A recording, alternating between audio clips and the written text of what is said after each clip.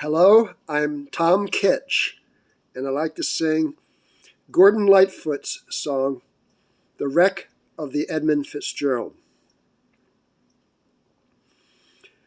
The legend lives on from the Chippewa on down of the big lake they call Gitchigumi.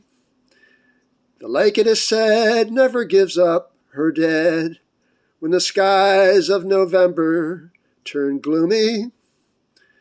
With a load of iron ore, 26,000 tons more than the Edmund Fitzgerald weighed empty, that good ship and crew were a bone to be chewed when the gales of November come early. The ship was the pride of the American side, coming back from some mill in Wisconsin. As the big freighters go, she was bigger than most, with a crew and good captain well seasoned, concluding some terms with a couple of steel firms when they left fully loaded for Cleveland. And later that night, when the ship's bell rang out, could it be the north wind they'd been feeling? The wind in the wires made a tattletale sound when a wave broke over the railing, and every man knew, as the captain did too, 'twas the witch of November come stealing. The dawn came late and the breakfast had to wait when the gales of November come slashing.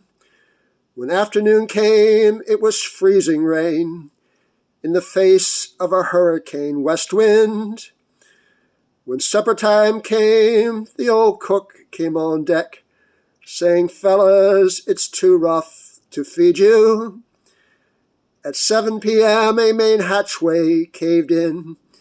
He said, "Fellas, it's been good to know you." The captain wired in he had water coming in, and the good ship and crew were in peril. And later that night, when the lights went out of sight, came the wreck of the Edmund Fitzgerald. Does anyone know where the love of God goes when the waves turn the minutes to hours? The searchers all say they'd have made Whitefish Bay if he had just put 15 more miles behind her. She may have broke up, or she may have capsized. She may have broke deep and took water. And all that remains are the faces and the names of the wives and the sons and the daughters. Lake Huron rolls, Superior sings in the rooms of her ice-water mansion. Old Michigan steams like a young man's dreams. The islands and bays are for sportsmen. And farther below, Lake Ontario takes in what Lake Erie can send her. And as the iron boats go, and the mariners all know, with the gales of November remembered, in a rustic old hall in Detroit they prayed, at the Maritime Sailors' Cathedral. The church bell chimed till it rang 29 times for each man on the Edmund Fitzgerald. The legend lives on from the Chippewa on down of the big lake they call Gitchigumi. Superior, they said, never gives up her dead when the gales of November come early.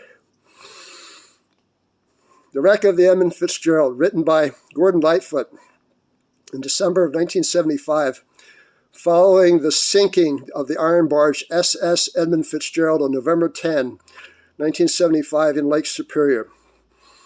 And then it was released the next year on his album in 1976.